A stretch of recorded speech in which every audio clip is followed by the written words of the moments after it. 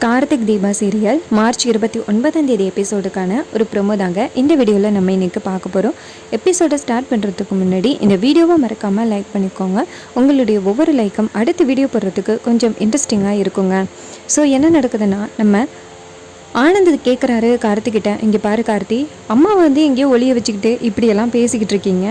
எங்கே நான் சொத்தை கேட்டு பிரித்து எடுத்துகிட்டு போயிடுவேன், அப்புறம் சொத்து புறம் உனக்கு எதுவும் கிடைக்காம போயிருமே அப்படின்னு தானே கார்த்தி நீ நினைக்கிறேன். இங்கே பாரு, அண்ணன் தம்பி 3 பேர், அதனால் உனக்கு கொஞ்சம் சொத்துன்னா கொஞ்சம் தான் கிடைக்கும். அம்மா கிட்ட சொல்லி அருணை அம்மாவையும் அருணையும் பிரித்த, இப்போ என்னைய சொல்லி கொடுத்து என்னையும் அம்மாவையும் பிரிக்க பார்க்குறியா? இங்கே பாரு, என்ன நடந்தாலும் இந்த சொத்தை மட்டும் வாங்காமல் நான் எங்கேயும் போக மாட்டேன் அப்படின்னு சொல்கிறாரு. இதை கேட்டுட்டு கார்த்தி டென்ஷன் ஆகுறாரு.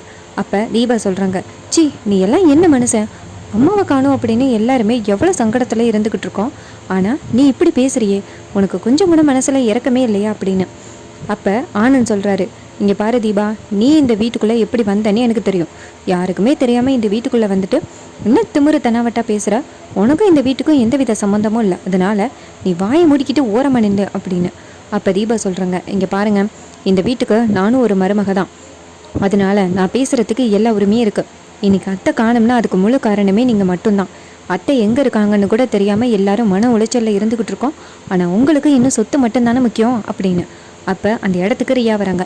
ரியா நேராக தீபாவை பார்த்து கேட்குறாங்க, இங்கே பாருடி, நீ எப்படி வந்தனே எங்களுக்கு தெரியும், எவ்வளோ துமுறா பேசுகிற, ஒழுங்காக அடங்கி ஓரமாயிரு அப்படின்னு. அப்போ தீபா செம்ம டென்ஷன் ஆகிடுறாங்க. நேராக ரியா பக்கத்தில் ரியாவோட கையை பிடிச்சி, ஏய் இப்போ பேச பார்ப்போம் அப்படின்னு சொல்ல ஆனந்த் சொல்கிறாரு, தீபா கையை விடு அப்படின்னு. அப்போ ரியா சொல்கிறாங்க, தீபா மரியாதையாக கையை விடு, இல்லைன்னா அவ்வளோதான் அப்படின்னு. அப்போ தீபா சொல்கிறாங்க, நீ எவ்வளோ திமுறத்தனாவட்டா இந்த வீட்டுக்குள்ளேயே நின்றுக்கிட்டு, அதுவும் நீ எப்படி நீ என்ன பேச்சு பேசுகிற, உன்னை நான் அப்படியே சும்மா விட்டுக்கிட்டு இருப்பேனா? மரியாதையாக மூளையில் போய் ஒடுங்கி நில்லு, இல்லைன்னு வச்சுக்க போலீஸை கூப்பிட்டு உன்னையும் உள்ளத்துக்கு போட்டுற சொல்லிடுவேன் அப்படின்னு. அப்போ ரியா சொல்கிறாங்க, உன்னால் முடிஞ்சதை பாரு, இந்த வீட்டுக்கு நானும் ஒரு மருமக தான் அப்படின்னு. அப்போ அந்த இடத்துக்கு மீனாட்சி வராங்க. மீனாட்சி பயங்கரமாக கை தட்டி சிரிக்கிறாங்க. என்ன, நீ இந்த வீட்டு மருமகளா? நீ இந்த வீட்டு மருமகன்னா நான் யாருடி அப்படின்னு. அப்போ ரியா சொல்கிறாங்க, ஒன்று தான் உன் புருஷன் வேணும்னு சொல்லிட்டு ஒதுக்கிட்டான்னு, அப்புறம் என்ன திமுறா பேசுகிற அப்படின்னு. அதுக்கு நம்ம தீபா சொல்கிறாங்க, ஆமாக்கா, அடுத்த ஒரு புருஷனை கல்யாணம் பண்ணிவிட்டு இங்கே உட்காந்துருக்கா, இவளை திமுறா பேசுகிறா பார்த்தீங்களா, இவளை வீட்டுக்குள்ளே விட்டதே தப்புக்கா, நான் பேச்சு பேசுகிறா பார்த்தீங்களா அப்படின்னு. அப்போ மீனாட்சி சொல்கிறாங்க, விடு தீபா, எவ்வளோ நேரம் பேச முடியும், மறுபடியும் போலீஸில் ஒரு கம்ப்ளைண்ட் கொடுத்தேன்னா இவளை அரெஸ்ட் பண்ணி தூக்கிட்டு போயிடுவாங்க அப்படின்னு. அப்போ ரியா சொல்கிறாங்க, என்னை அரெஸ்ட் பண்ண முடியுமா, என் மேலே யாராலையும் கை வைக்க முடியாது அப்படின்னு. அப்போ தீபா சொல்கிறாங்க, இங்கே பாரு ரியா, ஓவராக ஆடாத, அத்தை காணுங்கிற டென்ஷனில் இருந்துக்கிட்டு இருக்கோம் அப்படின்னு. அப்போ ரியா சொல்கிறாங்க, அத்தை காணுமா, நீங்கள் கொண்டு போய் ஒளிய வச்சுக்கிட்டு என்ன பேச்சு பேசுகிறீங்க அப்படின்னு. அப்போ தீபா சொல்கிறாங்க, இங்கே பாரு, தேவையில்லாமல் பேசாத ரியா அப்படின்னு. அப்போ ஆனந்த் சொல்கிறாரு, ரியா நீ கொஞ்சம் வாயை மூடு, நான் பார்த்துக்கிறேன் அப்படின்னு. அப்போ கார்த்தி சொல்கிறாரு, அண்ணா தேவையில்லாமல் இந்த ரியா பேசுகிறாங்க, இந்த ரியாவுக்கு எந்த இடத்துல இருக்கணும்னு புரிய வைங்க. இந்த வீட்டோட மூத்த மருமகன்னா அது எப்போவுமே மீனாட்சி அண்ணி மட்டும்தான். எவ்வளோ ஒருத்தையை கூட்டிகிட்டு அவள் இந்த வீட்டோட மருமகன்னா நாங்கள் ஏற்றுக்க முடியுமா அப்படின்னு. அப்போ ரியா கேட்குறாங்க, இங்கே பாருங்கள், எனக்கு என் புருஷனுக்கு கிடைக்க வேண்டிய சொத்து எனக்கு வேணும் அப்படின்னு. அப்போ கார்த்தி சொல்கிறாரு, மரியாதையாக பேசு, இந்த வீட்டில் சொத்துன்னா அது கண்டிப்பாக அந்த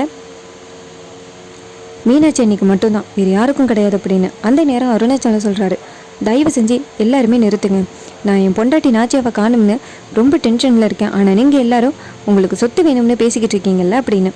அப்போ ரியா சொல்கிறாங்க, மாமா உங்களுக்கு நான் எப்போவுமே துணையாக இருக்கேன் மாமா அப்படின்னு. அப்போ தீபா இங்கேருந்து சி யாரை பார்த்து என்ன பேசுகிற, மாமாவா, நீ தெருவில் கிடக்குற, நீ மாமான்னு பேசுகிறியா, மரியாதையை இந்த இடத்த விட்டு போடி அப்படின்னு சொல்ல ரியா ரொம்ப ஓவராக பேசுகிறாங்க. அப்போ நம்ம தீபா டென்ஷன் ஆகி ரியாவோட கையை பிடிச்சி இழுத்துட்டு போகிறாங்க. வெளியில் கொண்டு போய் ரியாவை வெளியில் தள்ளி விட்டுட்டு, நீ வந்ததுனால தான் இந்த வீட்டுக்குள்ளே அவ்வளோ பிரச்சனை, இன்றைக்கி அத்தை இந்த வீட்டுக்கு போகிறாங்கன்னா அதுக்கு நீ தாண்டி பிரச்சனை, அதனால் இந்த வீட்டுக்குள்ளே நீ வராத அப்படின்னு சொல்கிறாங்க. அப்போ ஆனந்த் சொல்கிறாரு, தீபா அவங்கள இந்த வீட்டை விட்டு துரத்துறதுக்கு உனக்கு கொஞ்சம் கூட அருகதையே இல்லை அப்படின்னு. அதுக்கு ரியா சொல்கிறாங்க, இங்கே பாரு, நான் இந்த வீட்டுக்குள்ளே இருக்கக்கூடாது அப்படின்னா நீ இந்த வீட்டுக்கு எப்படி வந்த, நீ தான் இந்த வீட்டுக்குள்ளே இருக்கக்கூடாது அப்படின்னு.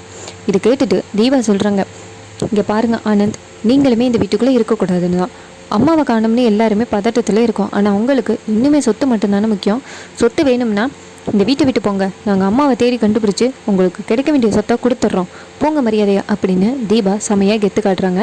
இதை பார்த்துட்டு ஆனந்த் ஷாக் ஆகுறாரு.